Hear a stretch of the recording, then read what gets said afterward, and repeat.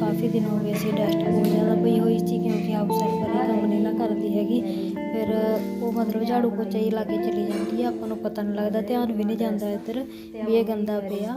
तो मेरा वैसे ही ध्यान चला गया। वैसे ਅਸੀਂ ਇਹ 'ਚ ਕੋਈ ਇਹੋ ਜਿਹਾ ਸਮਾਨ ਨਹੀਂ ਰੱਖਦੇ ਜਿਹੜਾ ਸਾਨੂੰ ਬਾਰ-ਬਾਰ ਚੱਕਣਾ ਪੈਂਦਾ ਇੱਥੋਂ, ਤਾਂ ਇਸ ਕਰਕੇ ਫਿਰ ਮੈਂ ਵੈਸੇ ਹੀ ਦੇਖਣ ਲੱਗੀ ਸੀ। ਮੈਂ ਕਿਹਾ ਬਹੁਤ ਜ਼ਿਆਦਾ ਗੰਦਾ ਪਿਆ, ਚਲੋ ਮੈਂ ਸਾਫ਼ ਕਰ ਦਿੰਦੀ ਹਾਂ। ਤੇ ਉਹ ਤੋਂ ਬਾਅਦ ਹਾਊਸ ਹੈਲਪਰ ਨੇ ਲੇਟ ਹੀ ਆਉਣਾ, ਉਹ ਤੋਂ ਬਾਅਦ ਝਾੜੂ ਲਾ ਦੇਣਾ ਕਿਉਂਕਿ ਉਹਨੂੰ ਅੱਜ ਘਰੇ ਕੰਮ ਜਾ ਹੋ ਗਿਆ, ਇਸ ਕਰਕੇ ਮੈਂ ਲੱਗੀ ਸੀ ਫਿਰ ਸਾਫ਼ ਕਰਨ ਥੋੜ੍ਹਾ ਤੱਕ ਸੈੱਟ ਕਰਨਾ ਐਨ ਚੰਗੀ ਤਰ੍ਹਾਂ ਗੁੰਨ ਦਿੱਤੀ ਸੀ ਵਿੱਚ।